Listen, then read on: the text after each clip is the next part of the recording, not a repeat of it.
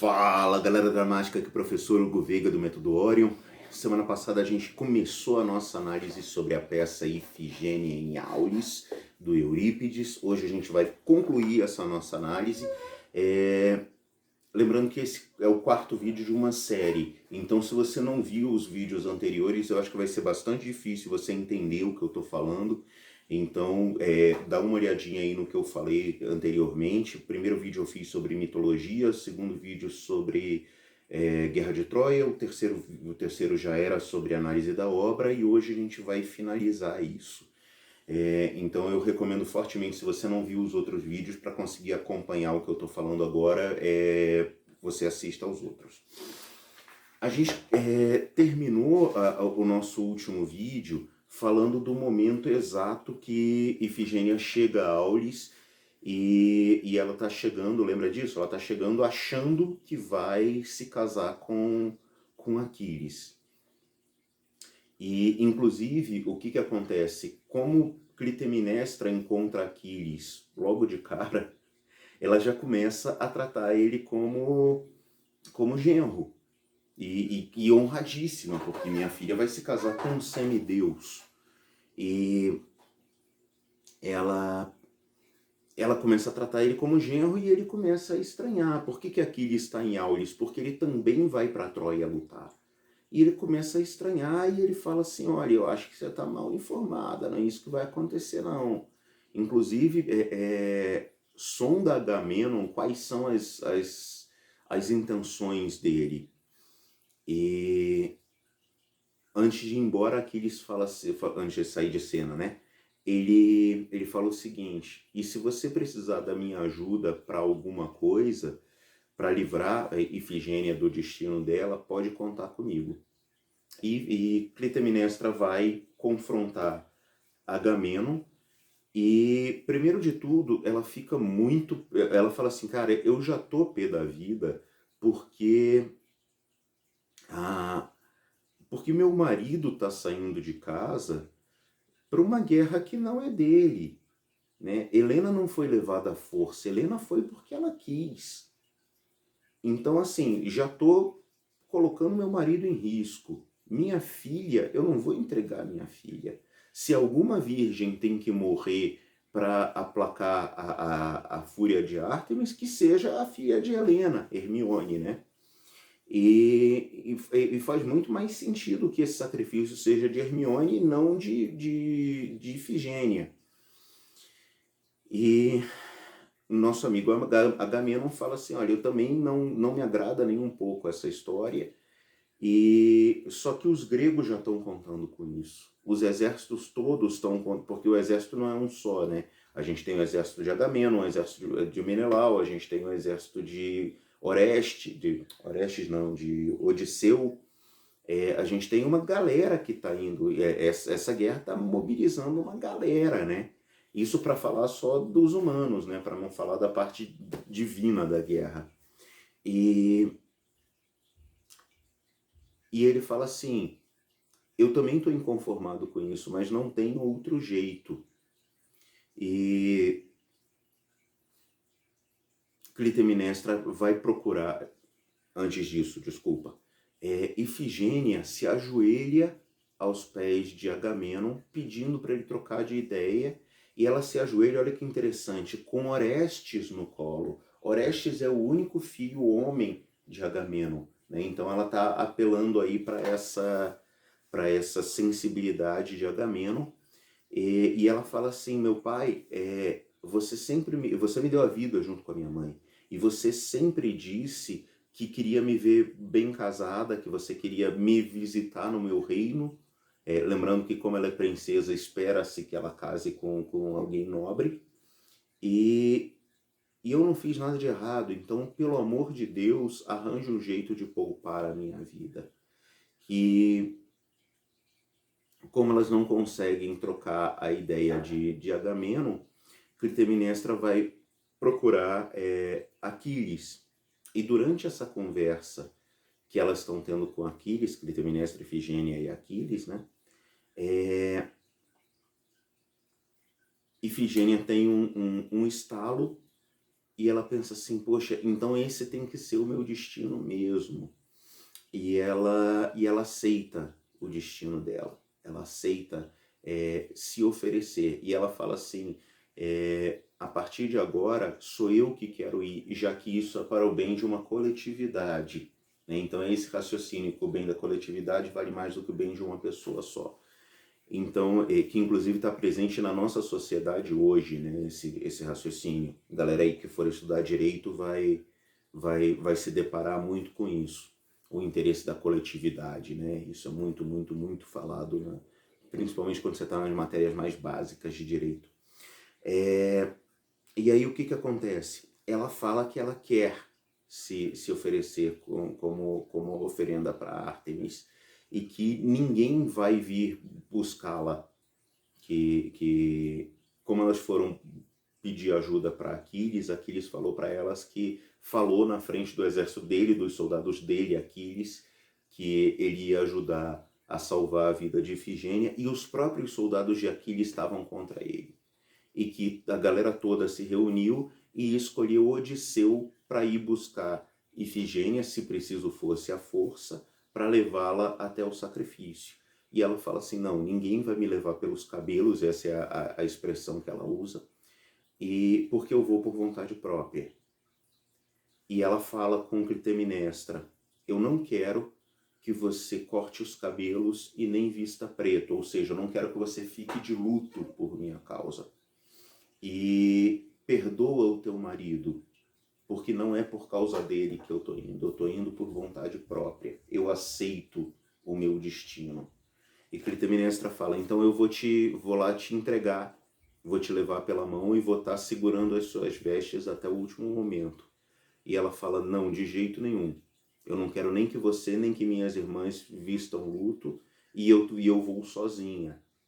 E chegam os soldados de Orestes para buscá-la, ela vai por vontade própria, ela não vai à força. E aí acontece uma coisa que é muito comum em tragédia grega, que de verdade eu não lembro se eu falei em algum outro vídeo para vocês. Se eu tiver falado, não tem problema, eu vou falar agora de novo, porque isso é importante de verdade. É o que a gente chama de narrativa épica. E aí depois você vai me procurar e vai dizer assim, professor, meu professor de literatura me ensinou que narrativa épica é outra coisa.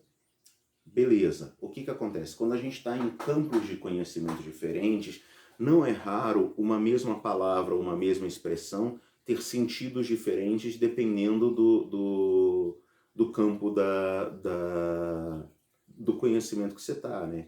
Por exemplo, se eu estou aqui falando para vocês sobre teatro, a gente vai falar em humor, a gente vai falar em comédia, né? E se você for conversar sobre humor com algum médico, esse médico vai dizer que é algum tipo de líquido que está dentro do seu corpo. Então, assim, são sentidos diferentes para a mesma palavra, dependendo do campo do conhecimento que você está. Bom, feito esse esclarecimento, a narrativa épica ela consiste no seguinte, os acontecimentos trágicos, eles não se dão diante dos olhos da plateia grega, né? Isso tudo que eu estou falando é relativo à tragédia grega clássica, obviamente.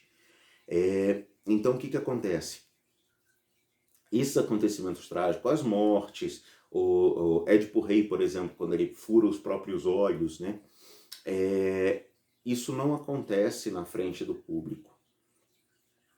O personagem sai de cena e entra algum outro personagem, via de regra um mensageiro, que ele vai contar para algum personagem que está em cena, no caso nosso concreto, aquele Clitemnestra, ele vai contar para Clitemnestra o que aconteceu, como se deu o desenrolar trágico, o desfecho trágico. Tranquilo? E aí, se você pega aqui, ele chega já bem no finzinho da peça, isso é bem comum também em tragédia grega, no verso 2135. E você vê que vai ter um longo solilóquio aqui, ó, isso tudo aqui é fala do mensageiro, mensageiro, mensageiro. Aqui que Clitemnestra vai fazer a primeira intervenção dela depois que ele começa o bifão dele, né? Teatro, quando o texto é muito grande, a gente chama de bife. Então ele vai contar que Clitemnestra chega próxima ao templo de Ártemis voluntariamente, e Agamenon encontra ela. E Agamenon está completamente desconcertado por ter que oferecer a própria filha. E ela chega oferecendo o perdão dela a Agamenon, dizendo: eis-me aqui, meu pai, dou espontaneamente minha vida por minha pátria. Conduze-me ao altar de Ártemis para ser imolada lá, pois o oráculo impõe o sacrifício. Se depender da minha morte apenas, gregos sereis felizes e colhereis a vitória, e voltareis à pátria cobertos de glória. Tranquilo? Ou seja, ela está dizendo para Agamenon que ela entende que a culpa disso não é, ela tá oferecendo um perdão a Agamenon. E aí você me pergunta assim, Clitemnestra vai perdoá-lo dessa mesma forma? Aqui nessa tragédia a gente não vai ver isso. Mas o que acontece? Agamenon vai para a guerra, ele volta, ele ainda demora um tempo depois da guerra para voltar para casa. E tempos depois, quando ele chega, Orestes já está adulto. E Clitemnestra não perdoa ele por ter ido para uma guerra por outra mulher, por ter oferecido, por ter perdido Ifigênia, e isso tudo vai resultar na morte do próprio Agamenon, mas aqui em Ifigênia Aulis a gente não vai ver isso. E aí o que acontece? O Calcas, que é o adivinho, lembra aquele adivinho lá no início da história que falou, a única forma de aplacar a fúria de Ártemis é o sacrifício de Ifigênia? Ele começa a fazer o procedimento do sacrifício. E quando ele começa esse sacrifício, ele diz que Ártemis não quer mais o sacrifício de Ifigênia.